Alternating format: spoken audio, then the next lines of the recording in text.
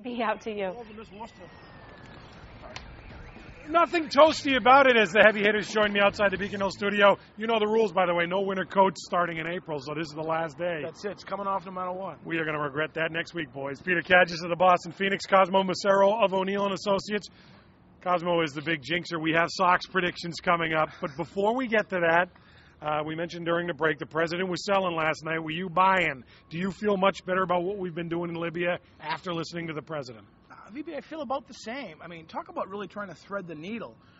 We're in favor of regime change, but not through military means. We're there to stop a massacre. We're out of this.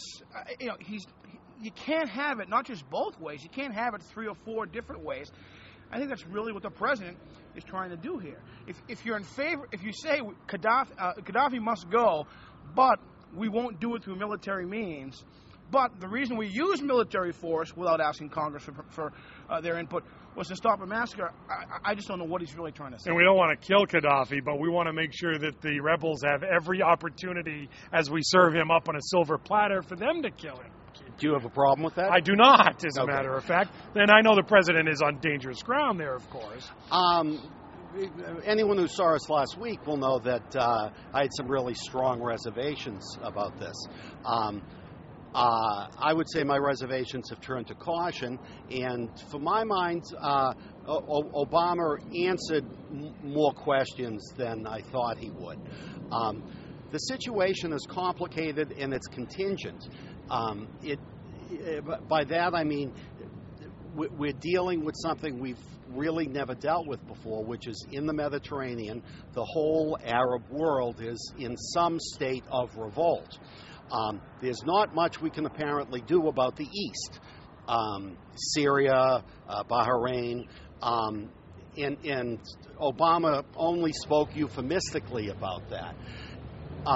We can do something in the West, and what we can do in the West is make sure that Egypt and Tunisia aren't destabilized by the situation in Libya. And I thought the president did a very good job of explaining a situation which admittedly has a lot of complications. Well, isn't part of the problem here, Cosmo, the famous Colin Powell line on Iraq is if you break it, you own it.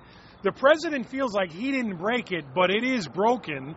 He doesn't want to own it, but nobody else wants to own it. And he doesn't know what to do. You know, the comparisons with President Bush continue here. I said last week that they've both been tremendously challenged. That speech last night sounded a lot like something the President Bush would say, and certainly in what he didn't say and not acknowledging the situation with Congress. Well, I'll tell you, I think a big difference here is that we were asked to go into Libya. We were asked by the Arab League. We were asked by the United Nations. We were asked by our allies. And as of tomorrow, NATO takes command of this. I do wonder what the left is thinking when, Bush was mocked for that coalition that included Turkey back in the day, and Obama goes to great pains to tell us that the United Arab Emirates is on our side last night. That did provoke a chuckle. When you say that that Gaddafi must go, but not through military force, you might as well have a sign that says this is a job for the CIA. And I think I agree.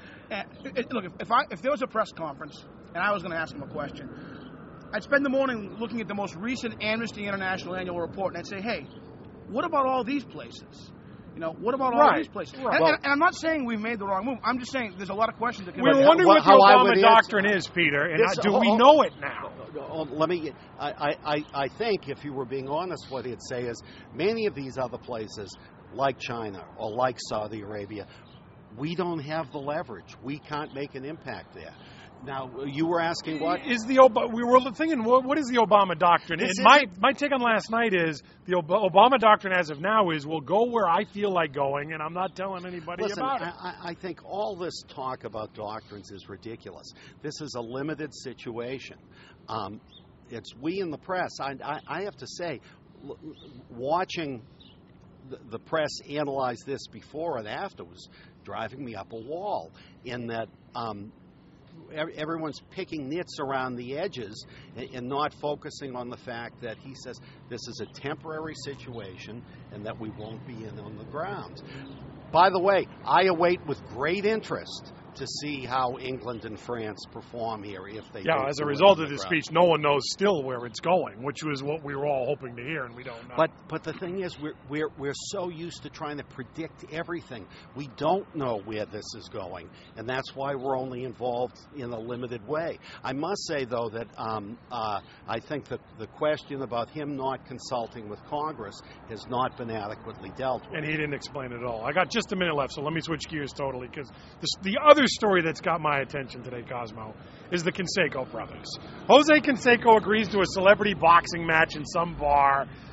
Turns out it's his brother who steps into the ring, and the only way they know is because he doesn't have the bicep tattoos that Jose does. They stop the thing immediately. My question for you is, had you a twin brother, would you ever say, you know what, I'll take the beating for you for the $5,000? I've got a brother. I'd take a beating from my brother if I had to. You're a better man than me, then. Are you crazy? Let me answer a question with a question. How concerned are we about a fraud being perpetrated on the Celebrity Boxing Association? I mean, really. Yeah, these are the bottom-dwelling slugs of sports entertainment. Yeah, but is this a good statement on brotherly love, or is this a statement on insanity? This is about greed. You know? This is about greed. Well, Canseco wanted cash up front, a reasonable request, right? Chuck Berry used to demand cash in a box on stage before he'd play one note. He wants cash up front. The guy says, no, I'm going to write you a check.